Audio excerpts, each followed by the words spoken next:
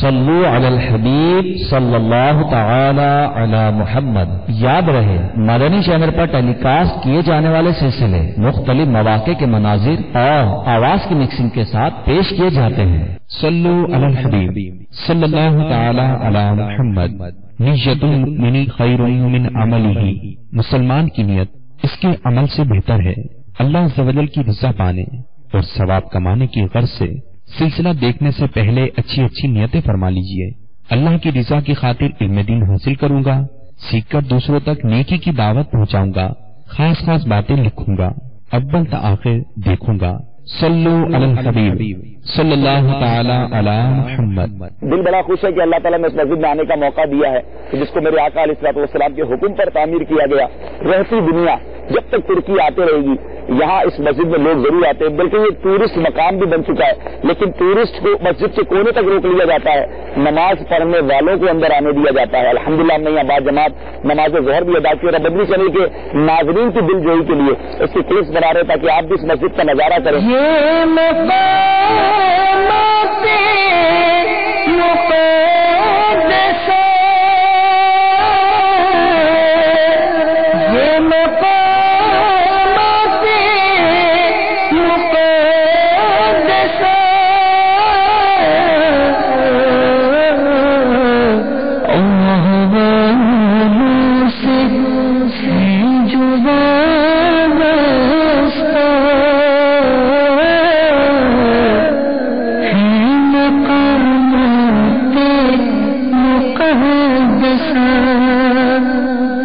ایک عجیب منظر ہے، الحمدللہ مسجد میں سینکڑوں نمازی، باہر برف پڑ رہی ہے اور اتنی بڑی تعداد میں مسلمان فجر کی نماز باجماعت ادا کرنے استنبول شہر سے یہاں جمع ہوئے۔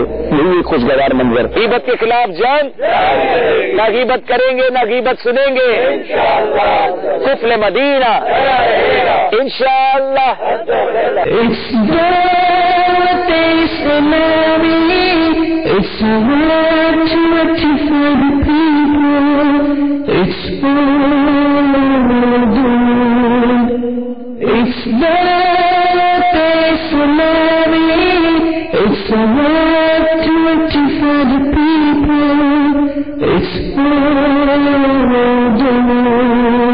بزم انشاءاللہ عظم اصلاح و بطور دنیا دی اصلاح خاطر چالشا جم انشاءاللہ عز و جل۔ پیارے محترم اسلامی بھائیو، مدنی چینل کے ناظرین، اس وقت آپ ایک طویل قبر مقدس دیکھ رہے ہیں۔ یہ حضرت یوشع بن نون علیہ الصلوۃ والسلام کی قبر منور ہے۔ اللہم ربنا اعتق رقابنا ورقاب آبائنا وامہاتنا وازواجنا وذریاتنا من النار، سبحان ربک رب العزۃ عما یصفون، سلام علی المرسلین والحمد للہ رب العالمین۔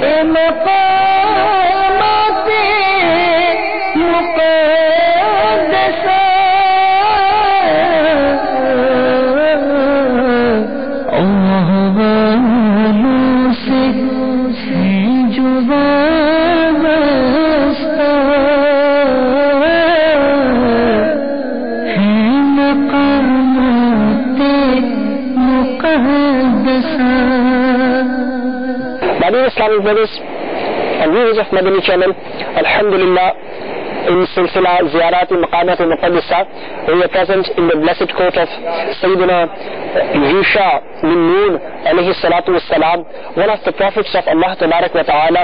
Islamic brothers, this Nabi alayhi salatu wassalam was in the time of Hazrat Musa ala nabiyina alayhi salatu wassalam, and he lived 127 years of his life. And no doubt this shrine where we are present is the shrine of the Nabi of Allah tabarak wa ta'ala.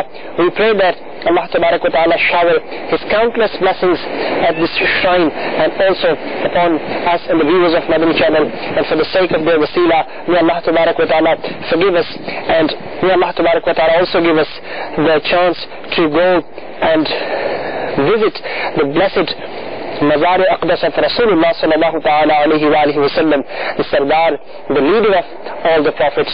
Ameen. Bijahi Nabi al-Amin sallallahu ta'ala ala Muhammad sallallahu alayhi wa sallam. Ye muqamat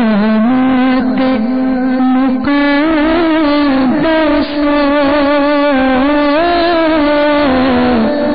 ye muqamat مقدسا اللہ واموسف ہے جو وابستہ ہے مقامات مقدسہ. پیارے محترم اسلام بھائی، ایک اور بڑی پیاری بات آپ سے شیئر کرتا چلوں، آپ کو بتاؤں گا تو آپ کا دل خوش ہوگا. نیت اچھی کر لیتا ہوں کہ مومن کے دل میں خوشی داخل کرنا. الحمدللہ اس رقم جس جگہ پر ہے ہم نے ہر مسجد میں دیکھا کہ اسی طرح مؤذن کے لیے ایک جگہ بنائی جاتی ہے، یہیں سے اقامت دی جاتی ہے، اذان بھی یہیں سے دی جاتی ہے. لیکن عاشقان رسول کا انداز دیکھیے، جب اذان دینی ہی ہے، اقامت پڑھنی ہی ہے، تو اس مؤذن رسول کو کیوں نہ یاد رکھا جائے کہ جس ساری دنیا جن کی اذانوں کی دیوانی ہے ہم نے سنی نہیں ہے، مگر احادیث میں وہ انداز سنا ہے، روایتوں میں باتیں سنی ہیں. اللہ تعالیٰ حضرت بلال حبشی رضی اللہ تعالیٰ عنہ کی قبر منور پر کروڑوں انوار و تجلیات کی بارش برسائے. آپ دیکھیے مؤذن یہاں بیٹھتے ہیں اور اس کے اوپر بورڈ کتنا پیارا لگا ہوا ہے، وہ لکھ رہے ہیں المؤذنین، شیخ المؤذنین. سبحان اللہ، مؤذنین کے شیخ کون ہیں؟ بلال حبشی. یا حضرت، دیکھیں یا کہہ کر پکارا جا رہا ہے شیخ یا یوں کہہ لیں یا حضرت بلال حبشی شیخ المؤذنین رضی اللہ تعالیٰ. اور یہ میرا خیال ہے یہاں کی زبان میں دخیلک اسیانم غریقم بحر یا رسول اللہ، یعنی اس کا معنی یہ ہوگا کہ گناہوں کے سمندر میں میں گرفتار ہوں، میری مدد فرمائیے یا رسول اللہ. اب دیکھیں یہ حضرت یوشع علیہ السلام کے قریب مزار کے قریب مسجد ہے. اب یہ ان کی زبان میں پڑھ کر مجھے امام جامی رحمۃ اللہ تعالی علیہ کا وہ شعر یاد آ گیا، تنم فرسودہ جا پارا زے ہجرا یا رسول اللہ، دلم پزمردہ آوارا زے اسیا یا رسول اللہ، کہ یا رسول اللہ میرا جو دل ہے، میرا جسم جو ہے وہ پارا پارا ہے آپ کے فراق میں، اور دل جو ہے وہ گناہوں کی وجہ سے پس مردہ آوارہ ہو چکا ہے، ایک مردہ دل ہو چکا ہوں، یا رسول اللہ مدد فرمائیے. تو فرماتے ہیں کہ سوئے من گزراری من مسکین ناداری فدائے نقش نالے نک کنم جا یا رسول اللہ.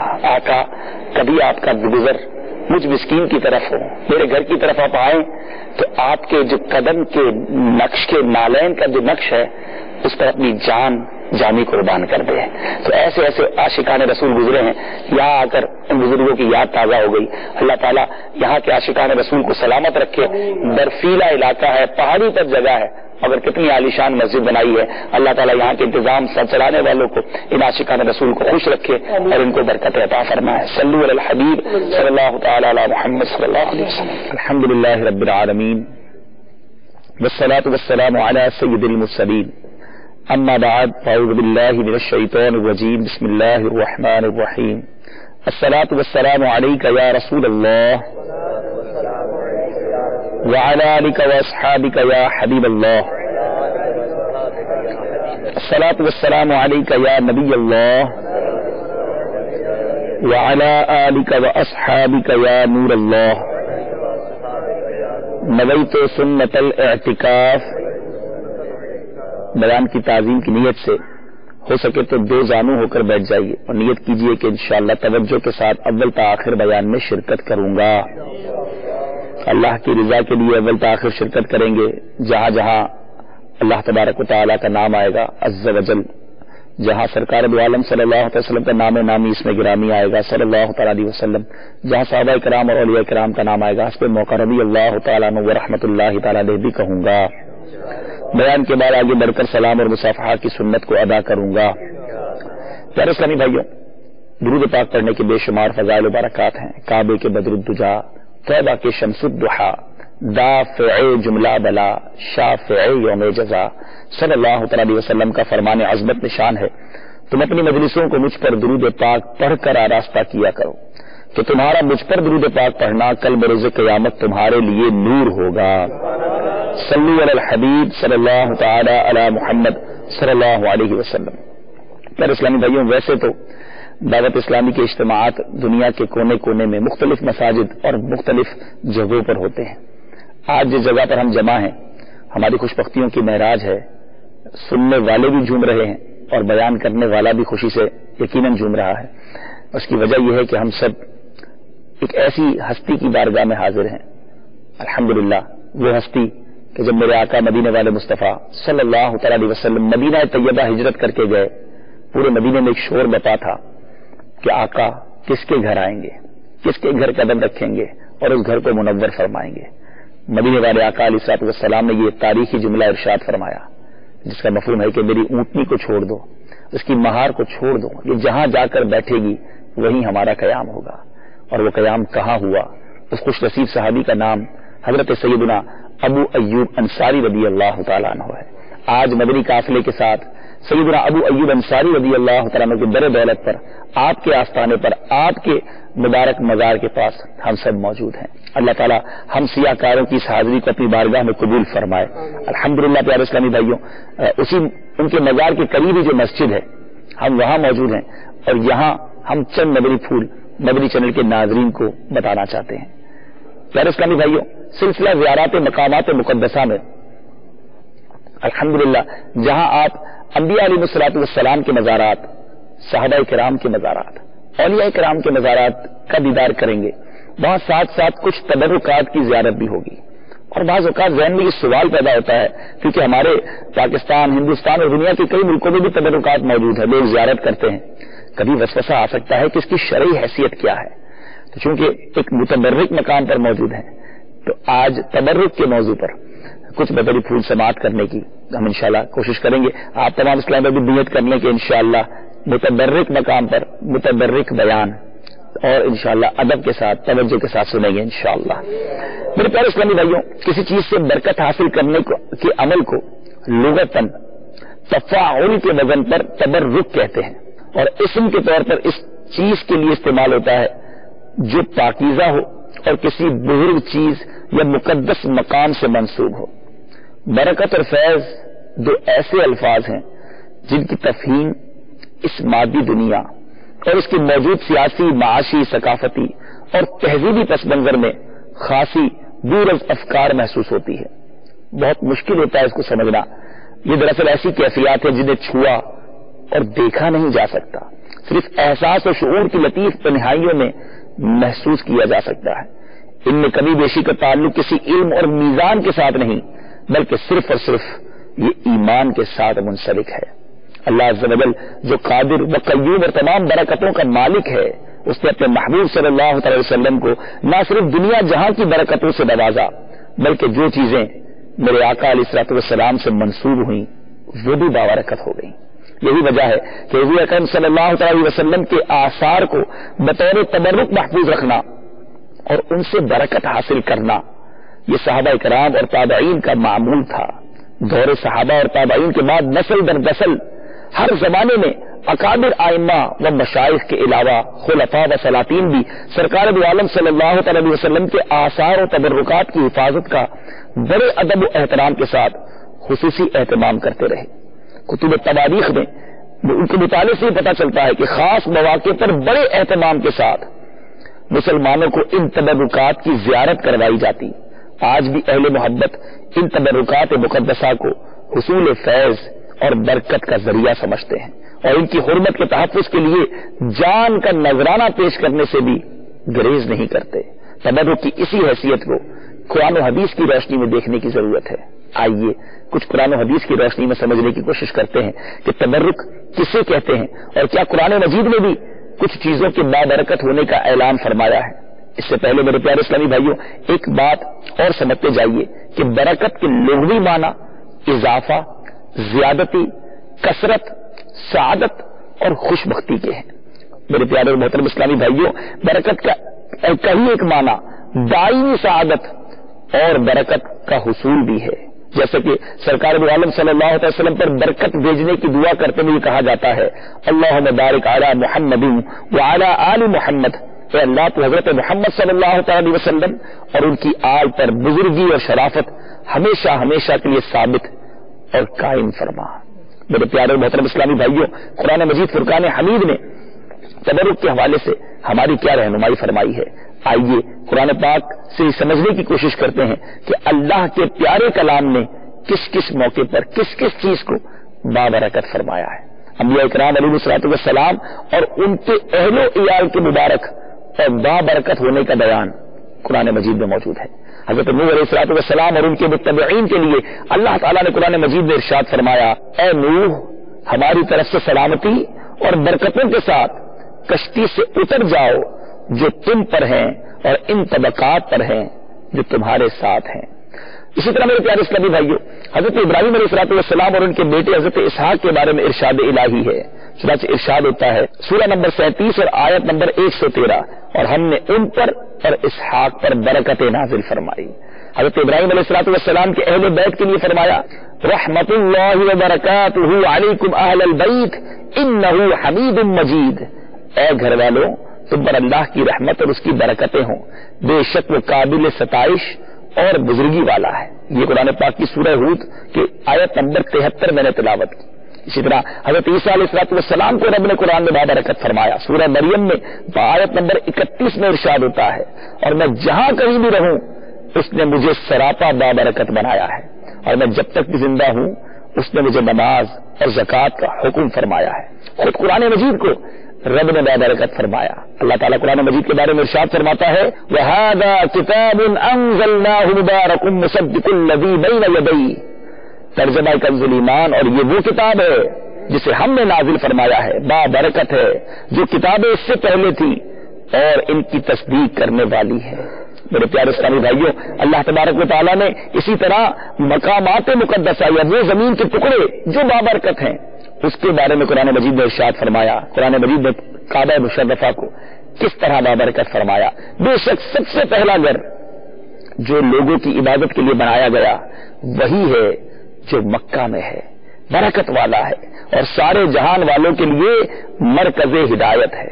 مسجد اقصی سبحان اللہ، اس کی گرد و نواح اور انبیاء کرام کا مسکن ہونے کی وجہ سے اللہ تعالیٰ نے اس مقام کو بابرکت بنایا. قرآن مجید اللہ ارشاد فرماتا ہے وہ ذات ہر نقص اور کمزوری سے پاک ہے جو رات کے تھوڑے حصے میں اپنے محبوب اور مقرب بندے کو مسجد حرام سے اس مسجد اقصی تک لے گئی جس کے گرد و نواح کو ہم نے بابرکت بنا دیا ہے تاکہ ہم اس بندہ کامل کو اپنی نشانیاں دکھائیں.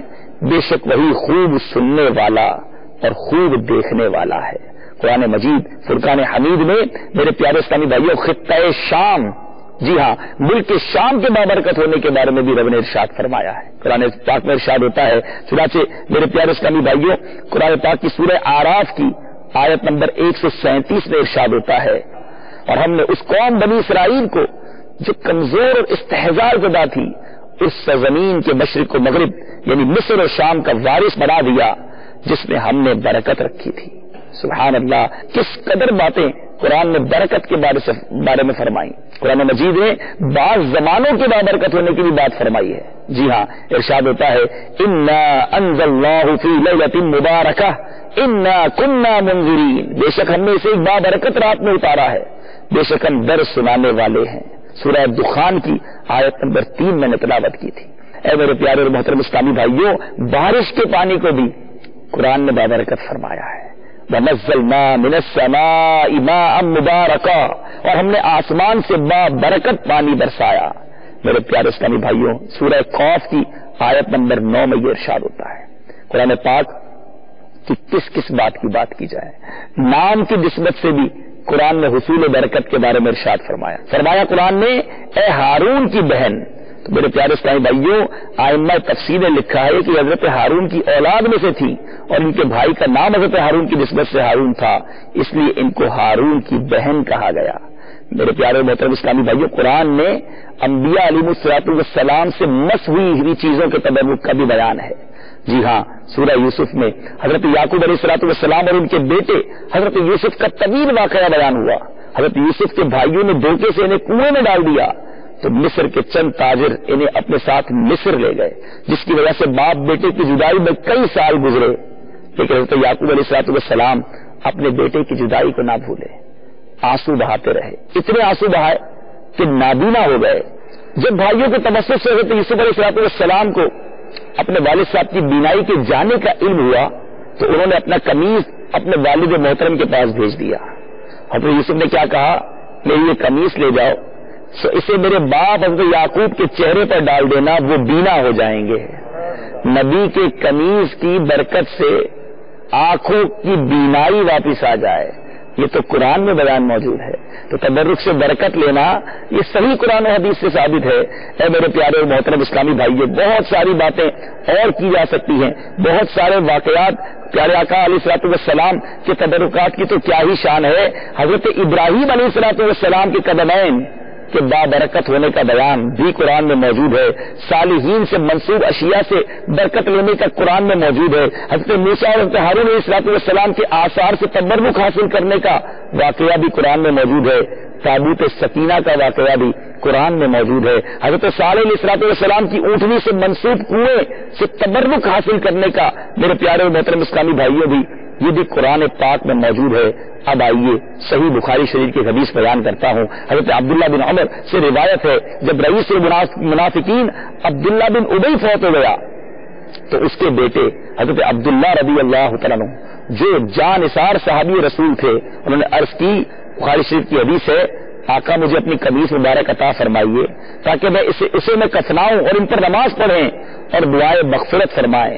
بس میرے آقا علیہ الصلوۃ والسلام نے اسے اپنی قمیص عطا فرما دی. تبرک لینا صحابہ کا طریقہ، تبرک دینا یہ مصطفیٰ کریم علیہ الصلوۃ والسلام کا طریقہ ہے. میرے پیارے اسلامی بھائیوں، میرے آقا کی مسواک سے کس طرح تبرک لیا جاتا سنیے اور جھوم جائیے. ابو داؤد شریف کی حدیث ہے، کتب صحیحہ میں یہ حدیث موجود ہے. میرے آقا صلی اللہ علیہ وسلم مسواک کیا کرتے تھے، سو آپ مجھے مسواک دھونے کے لیے عنایت فرماتے. حضرت عائشہ فرماتی ہیں مجھے مسواک دھونے کے لیے عنایت فرماتے، میں دھونے سے پہلے اسی سے تبرکن مسواک کر لیتی، پھر اسے دھو کر پیارے آقا علیہ الصلوۃ والسلام کی خدمت اقدس میں پیش کرتی. صحابہ ہوں یا صحابیات ہوں، تبرکات کے قائل، تبرکات سے فیض لینے کے قائل. میرے پیارے محترم اسلامی بھائیوں، سرکار دو عالم صلی اللہ تعالی علیہ وسلم کے نالین اقدس سے سبحان اللہ کس طرح تبرکات حاصل کیا کرتے.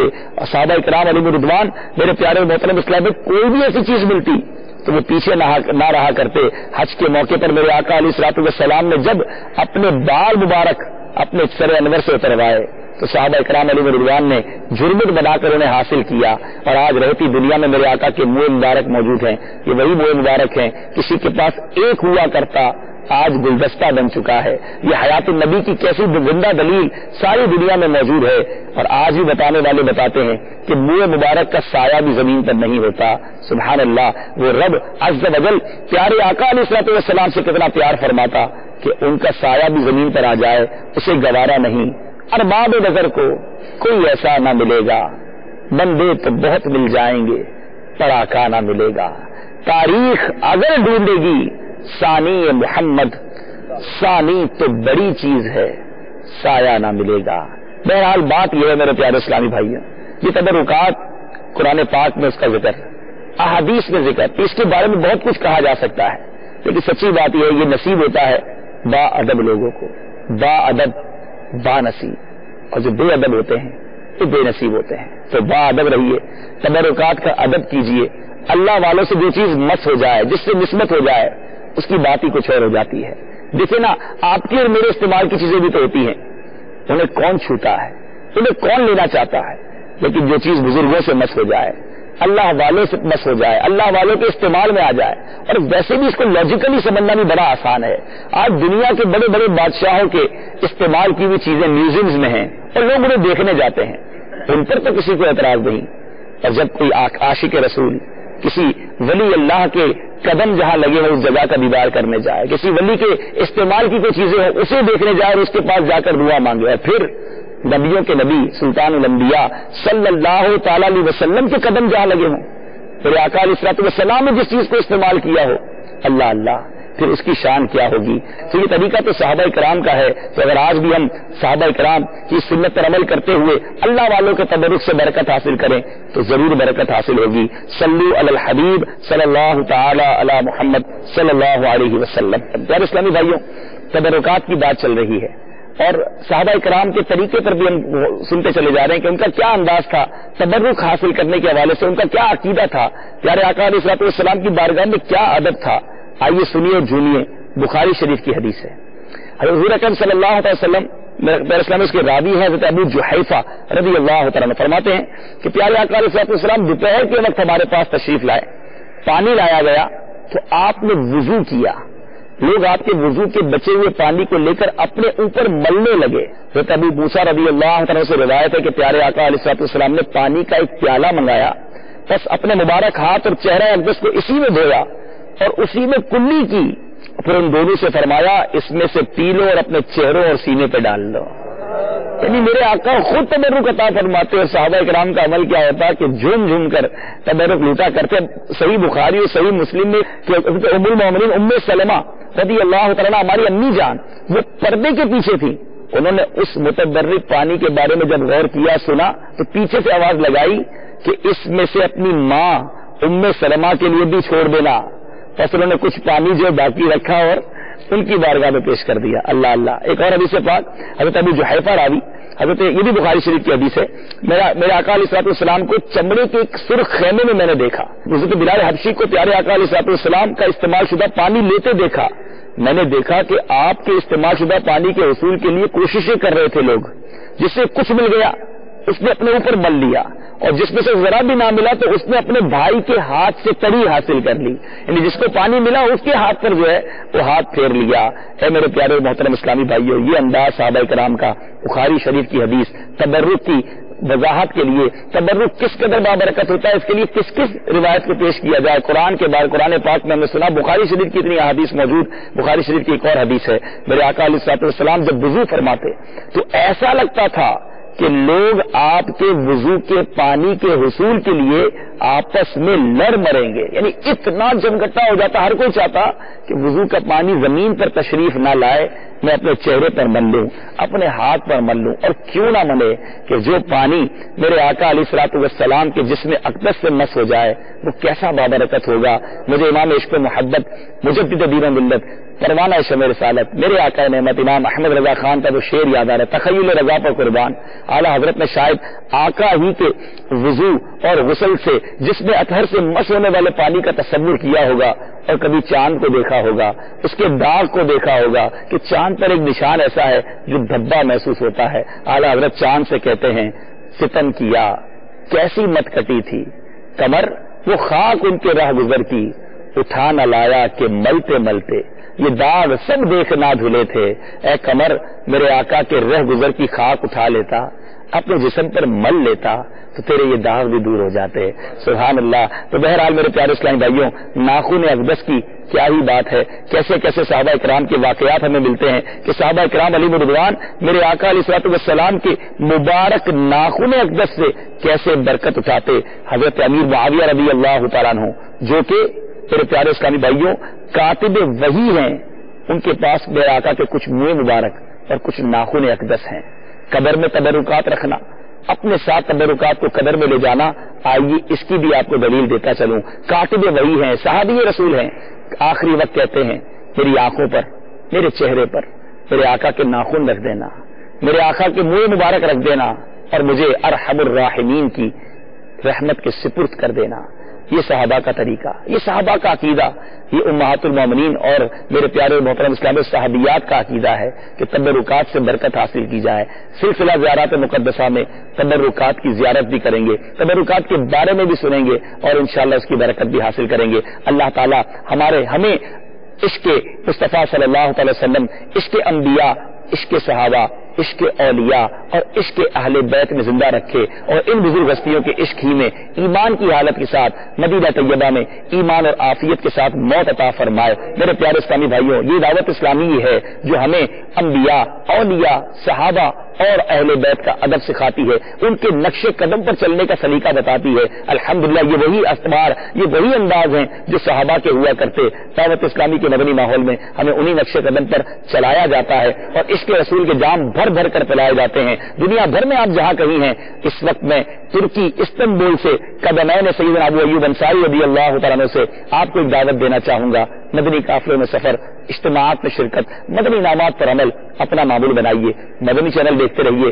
ایسے سلسلے ملتے رہیں گے، گھر بیٹھے دیدار بھی ہوتا رہے گا اور برکتیں بھی حاصل ہوتی رہیں گی. اللہ تعالیٰ ان تبرکات کے صدقے، ان مقامات مقدسہ کے صدقے ہمارے دلوں کو بھی گناہوں سے پاک فرما کر متبرک بنا دے، ہمارے دلوں کو نور قرآن سے جگمگا دے، ہمارے دلوں کو نور مصطفیٰ صلی اللہ تعالی علیہ وسلم کا مدینہ بنا دے. آمین بجاہ النبی الامین صلی اللہ تعالی علیہ وسلم۔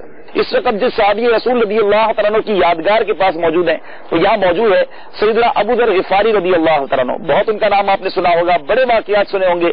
سنا یہ جاتا ہے کہ حضرت ابو ذر غفاری رضی اللہ تعالیٰ عنہ یہاں کے بادشاہ کے خواب میں تشریف لائے اور ان کی یاد میں یہاں پر یہ ایک مقام ان کے لیے بنایا گیا۔ بہتر یہ سمجھتا ہوں کہ کچھ ان کا تعارف، کچھ ان کے بارے میں سیرت آپ کی بارگاہ میں پیش کروں۔